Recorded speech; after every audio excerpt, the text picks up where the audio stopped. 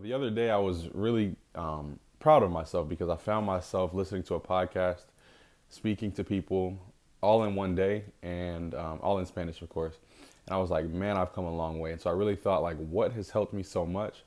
Talked about a lot of different things that have helped me on the Spanish journey, but what I realized was that having access to such quality language exchange partners and language tutors is really what has fueled my language learning process so much. And so in this video, I'd like to discuss 5 things. I don't know if they're actually 5, but some things that I would look out for in terms of finding a quality language exchange partner or a quality language tutor. The list may seem a little negative, a little pessimistic, but basically these are things to look out for, like look fors. So some may seem like they're negative, but they're really just things that I would stray away from and that I have stayed away from that have really helped me a lot. So let's get into the video. So in my opinion, the first sign of a tutor or language exchange partner that you want to stay completely away from is one that does not correct you, okay? The intent with a conversation with a tutor or the intent with a conversation with a language exchange partner is, for your speaking skills to improve.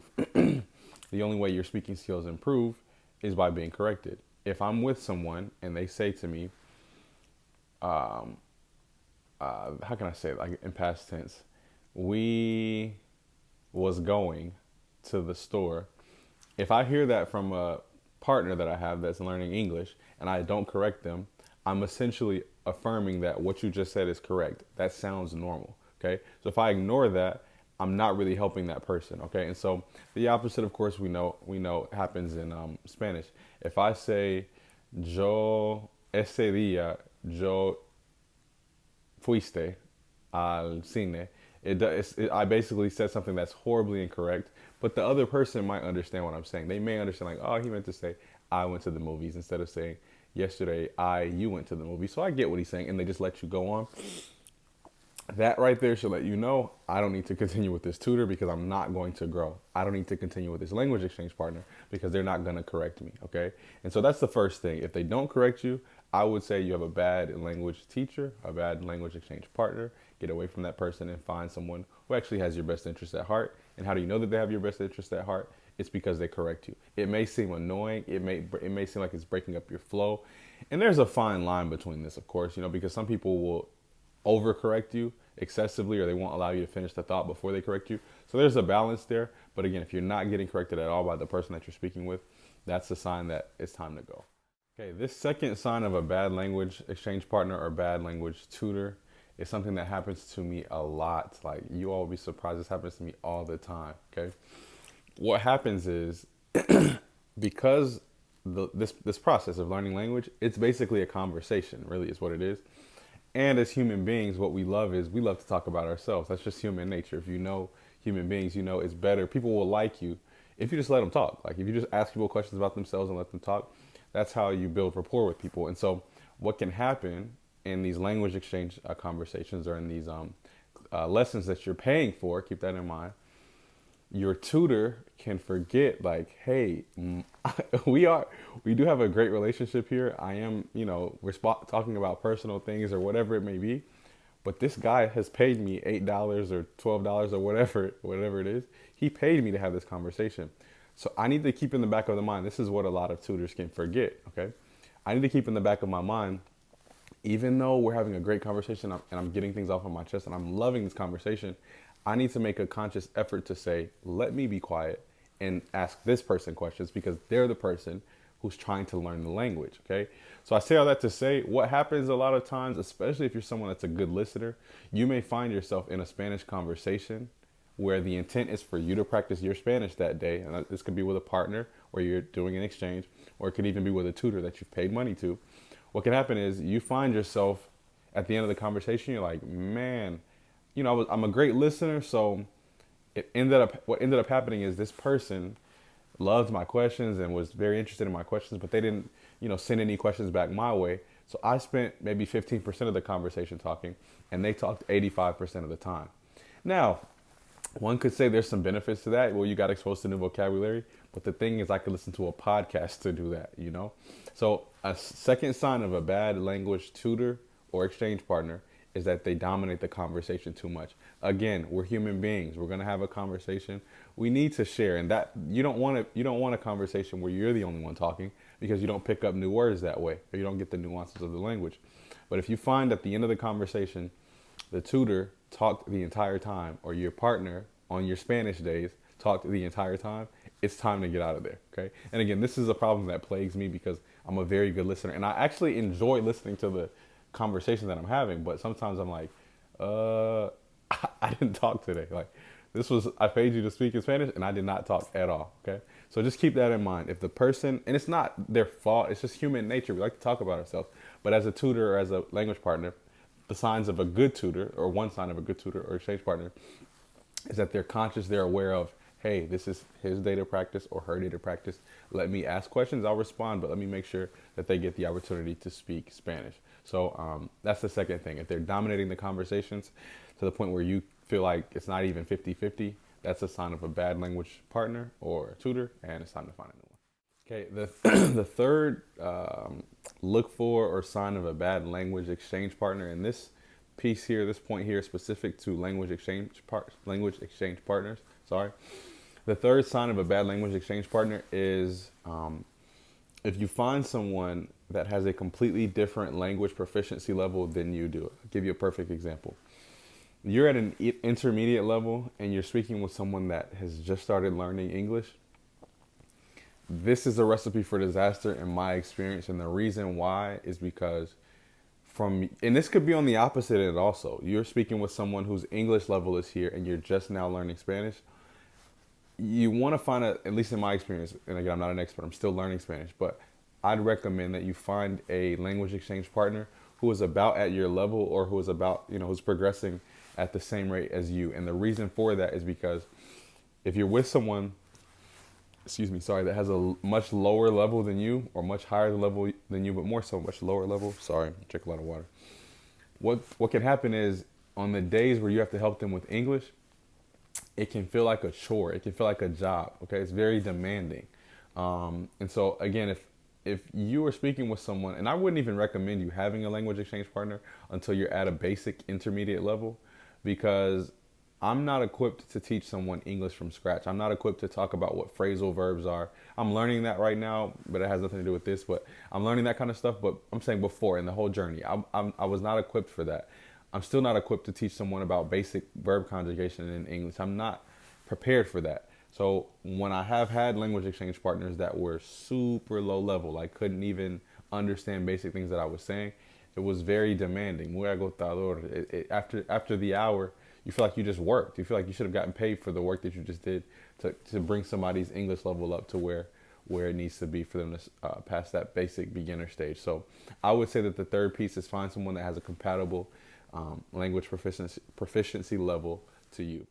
The fourth sign of a bad language tutor, bad language exchange partner, is that the person makes no effort to continue the conversation. Now, what's ideal, and I'm going to touch on this in the fifth point, is what's ideal, and I have language exchange partners like this that I've been talking to since I first started learning Spanish, and same with some of my tutors like Sharon and Juan. The beautiful thing with them is that I don't have to even do this with them, like come up with random questions or random topics or ideas, but there are times where a conversation can get stale, okay? The sign of a bad language partner or bad language tutor is that they don't try to make an effort to continue the conversation. They don't make an effort to come up with ideas or conversation topics. What they do is essentially this. And if you had experience with italki or language exchange partners, here's what happens. You ask them a question, they respond, but they don't have a question in response, or they don't have another statement or something else that we can transition the conversation into. So you're like, all right, let me think of something else. You think of something else and you present that into the conversation. We talk about that for maybe 5 minutes. Then they leave that and they don't continue the conversation. So you're basically carrying the weight of the conversation the entire time. And again, that's very demanding. It can make conversations awkward. Basically, here's a test of this. If you bring up a topic, they respond to the topic. And then after that, they're just kind of sitting like, all right, so what do you have next for me? What do you have next for us to talk about? When they're the tutor, or even if they're your exchange partners, it should be an equal that should be an equal responsibility. That should be an equal responsibility. And so if the responsibility for carrying the conversation is not shared, that lets you know you have a bad teacher or a bad partner, because it's going to be difficult to maintain conversations with that person. Again, it's already mentally taxing enough to be thinking in Spanish, conjugating, making sure that you're using the correct gender and all that kind of stuff. So they have to constantly come up with conversation ideas.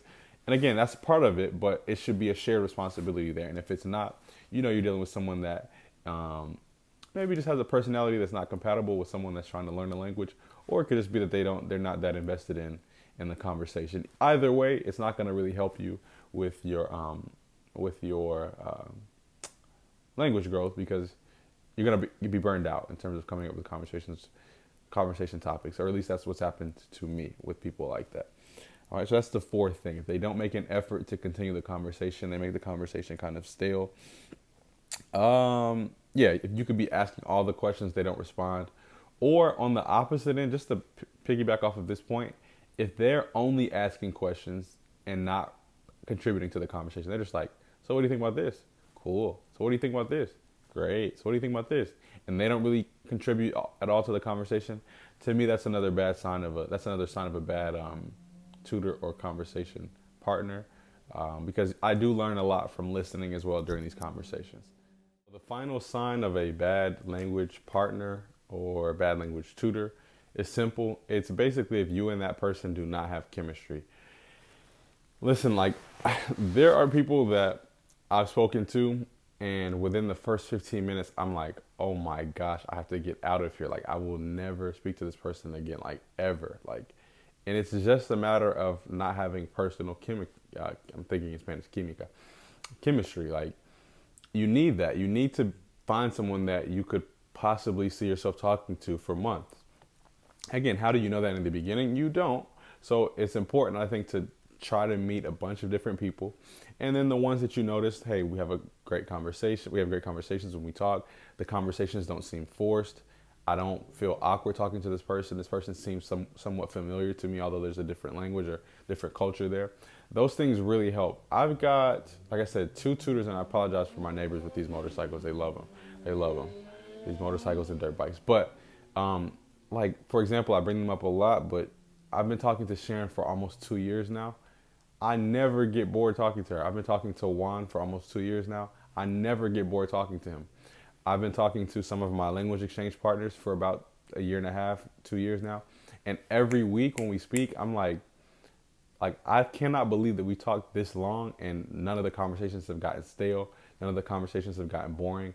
Like, we're becoming friends, And so I think that's the most important. If you're with someone that there's not chemistry here in terms of a friendship, like amistad, all right? If there's no chemistry here, you don't enjoy talking to the person, leave that person and go find another. There are thousands of people online looking to learn English that speak Spanish.